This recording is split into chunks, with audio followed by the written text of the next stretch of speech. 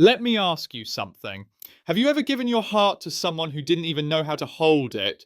Have you ever poured your soul into a connection only to realize they were drinking from you, like you were endless, never once thinking you could run dry? I've sat across from so many people in my years as a motivation coach and heard stories that echo this very pain. And if you're here listening, chances are you felt it too. There comes a moment in life, not loud, not dramatic, but quiet, subtle, almost like a whisper from deep within you. That whisper says, enough. This is not what I was made for. I remember one woman in her late 30s, a nurse, a single mum. She told me she had stayed in a relationship for 5 years, hoping, just hoping, that he'd finally see her, that he'd finally choose her. But you know what broke her? It wasn't the arguments, it wasn't the silence. It was the realization that she had been begging someone to love her when love should never require begging. And I looked her in the eyes and said something I'll never forget, because it was as much for me as it was for her. You don't have to keep offering your heart to those who only come to take. You see, healing doesn't begin when someone apologizes. Healing begins when you stop shrinking to fit into spaces that were never built for you. There's this false idea we've internalized that loving harder will fix what's broken, that if we just hold on long enough, they'll finally see our worth. But the truth is, some people are blind, and no amount of your light will help them see what they're not ready to acknowledge. I want you to imagine this. You're standing at the edge of a garden. You've spent years tending it, watering it with your time, your love, your loyalty. But the only people who walk through it are those who trample your flowers or pick your fruit without a thank you. At what point do you close the gate? There's a sacred strength in walking away, not out of hate, not out of revenge, but from peace. Real, grounded, soul saving peace. And I need you to hear this clearly. You are not cold for choosing your own peace. You are not heartless for setting boundaries. You are wise. You are awakening. One of the most profound lessons I've seen in therapy rooms, support groups, and quiet moments over coffee is that the most dangerous thing we do to ourselves is ignore red flags because we're in love with potential. We keep painting over truth with imagination. We say, maybe they're just going through something, or maybe if I'm just more patient. But let me tell you something, as a coach who's walked with hundreds through the aftermath, you cannot bleed yourself dry for someone who wouldn't even hand you a bandage. One of my clients, a college student, once said to me, I think I'm broken because I care more than they do. And I told her, no, you're not broken. You're just misplacing your loyalty. Listen, not everyone deserves access to you. Not everyone should get a seat at your table, much less a key to your heart. Your love is not a consolation prize. You are not a second option. If someone treats you like you're replaceable, believe them and replace them. Not with bitterness, not with drama, but with distance and dignity. You deserve someone who waters your soul, not someone who leaves you thirsty in your own garden. Here's something I want you to write on your heart. You don't need closure from them. You need courage from within. Closure is often a lie we tell ourselves to stay stuck. True closure happens when you say, I deserve better. And then you go and build better with your own two hands. That means showing up for yourself the way you showed up for them. That means loving yourself like you tried to love them. That means choosing your sanity over their chaos, your peace over their presence. You are not responsible for fixing people who keep choosing dysfunction. You are not here to sacrifice your joy for someone else's immaturity. Emotional detachment isn't easy. It's a war between your heart and your mind. Your heart remembers the laughs, the promises, the plans, but your mind sees the lies, the neglect, the one-sided loyalty. And when your mind finally wins, when you step out of that cycle, you don't become hard. You become whole.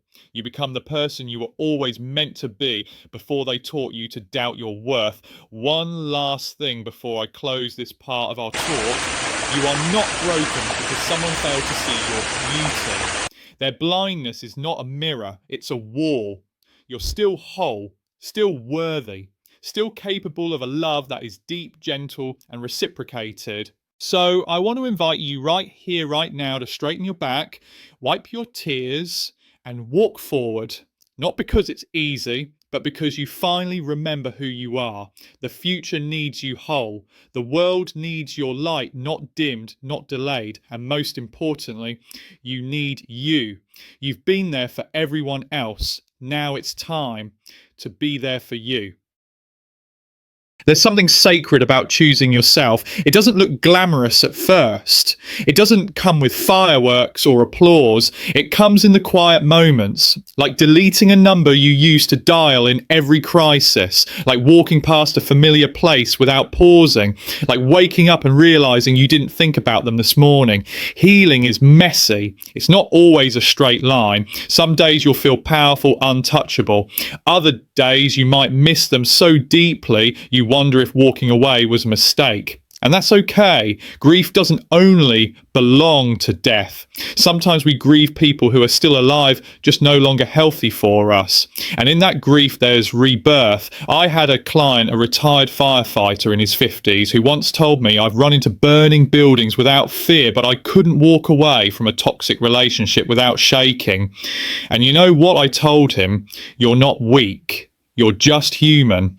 The heart has no armor. Sometimes the strongest thing you can do is choose yourself. Not because you're selfish, but because you have finally realized that your peace is too expensive to trade for chaos. You see, people will keep taking as long as you keep giving. And that's not love, that's imbalance. One of the things I ask my clients often is this: what would your life look like if you stopped waiting to be chosen and started choosing yourself? Would you go back to school? Would you start painting again? Would you finally sit in silence without feeling lonely? Because here's the truth. Loneliness isn't always a lack of people. Sometimes it's being surrounded by people who make you feel invisible.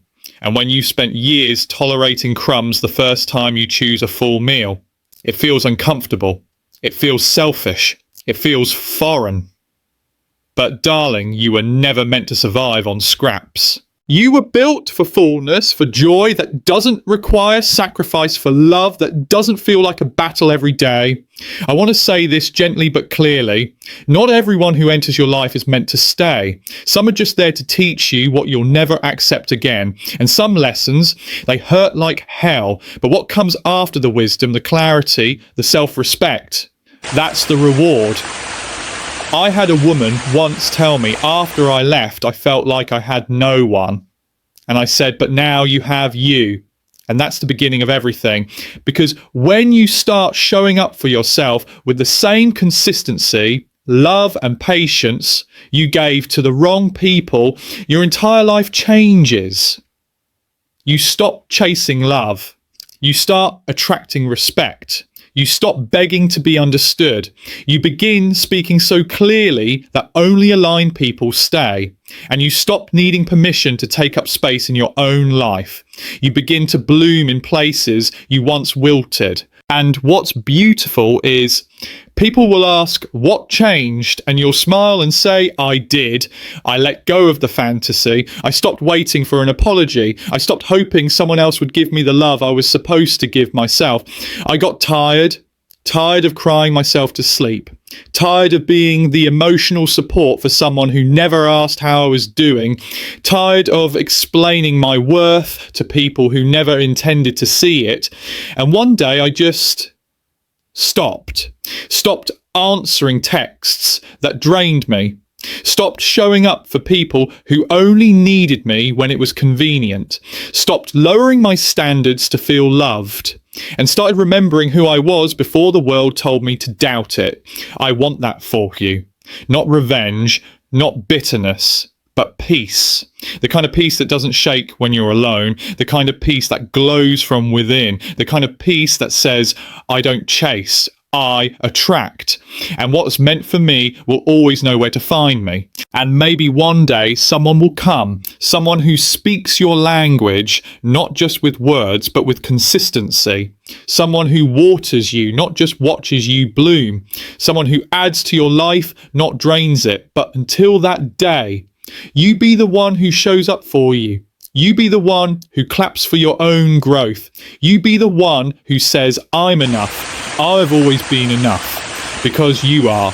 You always have been, and you don't need another soul on this planet to validate what already lives within you. There's a quiet kind of power in becoming the person you once begged others to be for you.